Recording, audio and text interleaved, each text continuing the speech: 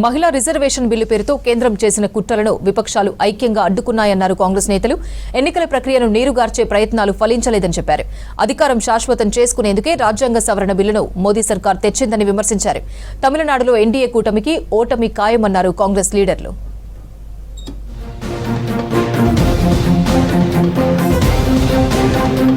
మహిళా reservation bill పేరుతో BJP తన అధికారం సుస్థిరం చేసుకునేందుకు కుట్ర చేసిందన్నారు ఎల్ఓపీ రాహుల్ గాంధీ. ఎన్నికల ప్రక్రియను మార్చేందుకు కుట్ర చేసిందని ఆరోపించారు. ప్రతి రాష్ట్రానికి లభించే ఎంపీ సీట్ల సంఖ్యను మార్చాలని మోదీ, అమిత్ షా కోరుకుంటున్నారని చెప్పారు. తమిళనాడులో ఎన్నికల ప్రచారంలో పాల్గొన్న రాహుల్ సౌత్, నార్త్ ఈస్ట్ సహా చిన్న రాష్ట్రాలను బలహీనపరచాలనేదే BJP కుట్రన్నారు.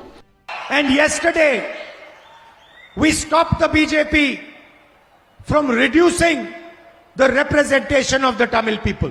We stopped the BJP from reducing the representation of southern states. What the BJP was trying to do yesterday was an anti-national act. It was against the union of states. తమిళనాడులో కీలుబొమ్మ ప్రభుత్వం ఏర్పాటు చేయాలని BJP ఆరాటపడుతోందన్నారు Rahul. ప్రస్తుత CM స్టాలిన్ను నియంత్రించలేమని ప్రధాని మోదీకి అర్థమైందన్నారు. అందుకే తమిళనాడులో BJP తొత్తులను గెలిపించేందుకు ఏఐడీఎంకేతో పొత్తులు పెట్టుకున్నారని విమర్శించారు. ఆర్ఎస్ఎస్, బీజేపీ కలిసి తమిళ భాష, సంస్కృతిని నాశనం చేయాలని కొన్నేళ్లుగా ప్రయత్నిస్తున్నాయన్నారు Rahul. The BJP knows that it can never control the Chief Minister of Tamil Nadu, Mr. Stalin. Brothers and sisters, the BJP believes in spreading hatred and inequality in the country. Many states can learn from the work that Tamil Nadu has done on social justice, on the protection and empowerment of women. మహిళా రిజర్వేషన్ల బిల్లుకు కాంగ్రెస్ వ్యతిరేకం కాదన్నారు AICC chief Kharge. 2023లో సవరణకు ఏకగ్రీవంగా మద్దతిచ్చామని గుర్తు చేశారు. మహిళా reservation bill ముసుగులో మరో సవరణతో డీలిమిటేషన్ బిల్లు తెచ్చారని చెప్పారు ఖర్గే.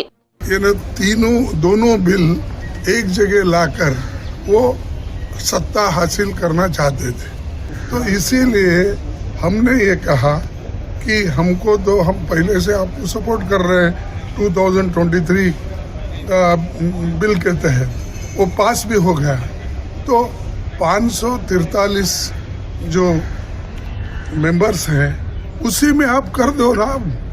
కేంద్రం తెచ్చిన మహిళా బిల్లు వెనుక పెద్ద కుట్ర దాగి ఉందన్నారు కాంగ్రెస్ ఎంపీ ప్రియాంక గాంధీ. మహిళల హక్కుల ముసుగులో అధికారం శాశ్వతం చేసుకునేందుకు బీజేపీ కుట్ర పన్నిందని చెప్పారు. లోక్సభలో రాజ్యాంగ సవరణ బిల్లు వీగిపోవడం ప్రతిపక్షాల విజయమన్నారు. ఇది ఎన్డీఏ సర్కారుకు చీకటి రోజుని చెప్పారు ప్రియాంక.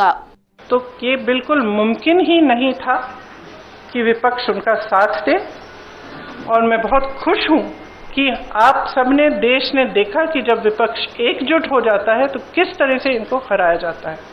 किसी ने मुझे पूछा आते हुए कि ब्लैक डे है, आप ये सरकार कह रहे हैं कि ब्लैक डे है. ब्लैक डे इनके लिए इसलिए है क्योंकि पहली बार इनको धक्का लगा जो लगना चाहिए था. ఇప్పటికే ఆమోదం పొందిన మహిళా రిజర్వేషన్ బిల్లును వెంటనే అమలు చేయాలన్నారు ప్రియాంక. దీనికోసం ప్రత్యేకంగా పార్లమెంటు సమావేశం ఏర్పాటు చేయాలని డిమాండ్ చేశారు. బీజేపీ అనుసరిస్తున్న మహిళా వ్యతిరేక విధానాలను ప్రజలు స్వాగతించరని అన్నారు ప్రియాంక. बेवकूफ नहीं है महिलाएं, सब कुछ देख रही हैं. वो पीआर, मीडियाबाजी वो अब नहीं चलेगी. कुछ ठोस करना है तो आप 2023 में जो सर्वसहमति से जो विधेयक पास हुआ था, पारित हुआ था, सारे दलों ने उसका समर्थन किया था, उसको लाइए, उसको अभी लागू करिए.